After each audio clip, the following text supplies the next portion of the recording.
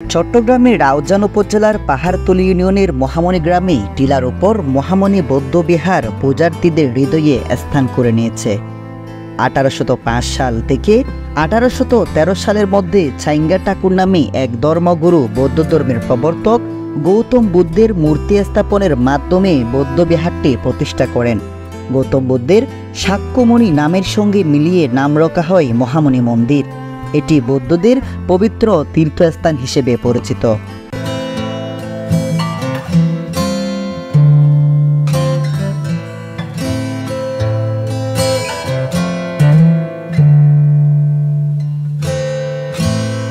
তবে এর প্রতিষ্ঠা কাল নিয়ে ডক্টর রামচন্দ্র বড়ুয়া তার চট্টগ্রামের মগের ইতিহাস প্রাগোক্ত গ্রন্থে উল্লেখ করেছেন, 1805 সালে মহামণি বৌদ্ধবিহার মন্দির ও মূর্তি নির্মাণ করা হয়েছে।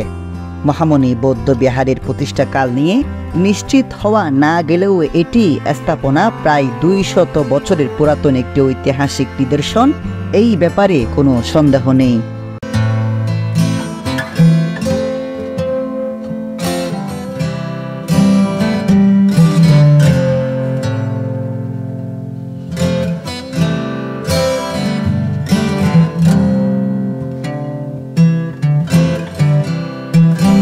জানা যায় 1843 সালে মং সার্কেল রাজা মহামণি বৌদ্ধবিহার চত্বরে চৈত্র মাসের শেষ দিনে মেলার প্রবর্তন করেন, যা দেশ জুড়ে মহামণি মেলা নামে পরিচিতি পায়। তৎকালীন সময়ে অবিভক্ত বাংলার বিভিন্ন প্রান্ত থেকে প্রচুর দর্শনার্থী মেলায় আগমন করতেন। ঐতিহাসিক মহামণি বৌদ্ধবিহারের জন্য বর্তমানে এই গ্রামটি বৌদ্ধ ধর্মাবলম্বীদের কাছে এক পবিত্র তীর্থস্থানে পরিণত হয়েছে।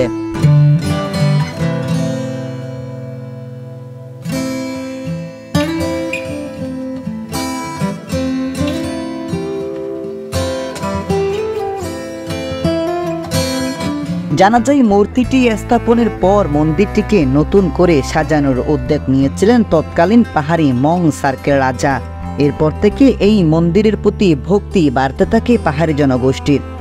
প্রতি বছর এই মন্দিরে বর্ষবিদায় ও বরণ ঘিরে রচিত হয় পাহাড়ি বাঙালির মিলন মেলা।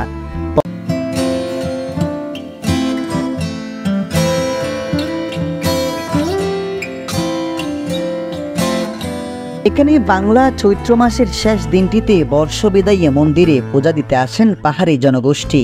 তারা নতুন বছরের সুখ সমৃদ্ধি কামনায় প্রার্থনা করেন। পার্বত্য জেলার রাঙ্গামাটি, খাগড়াছড়ি ও বান্দরবান থেকে এই বিশেষ দিনে ছুটে আসে আদিবাসী জনগোষ্ঠী। তাদের দখলে থাকে চৈত্রের শেষ দিনটি। তারা রাত জেগে মন্দিরে প্রার্থনা করেন। পাহাড়ি জনগোষ্ঠীকে বরণ করেন মহামণি মন্দির কমিটি ও গ্রামের মানুষ। রাউজানের মহামণিতে বড় পরিসরে বৈশাখী উৎসব পালন করার পাশাপাশি নববর্ষের নানা অনুষ্ঠান থাকে রাউজানের প্রতিটি গ্রামে।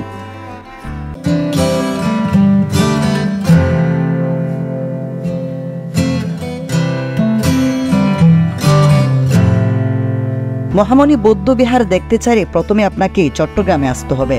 এরপর চট্টগ্রাম থেকে বাসে কাপ্তাই সড়ক ধরে রাউজানের পাহাড়তলিতে নেমে সিএনজি চালিত অটোরিকশা কিংবা রিকশায় চড়ে মহামণি বৌদ্ধবিহারে যেতে পারেন।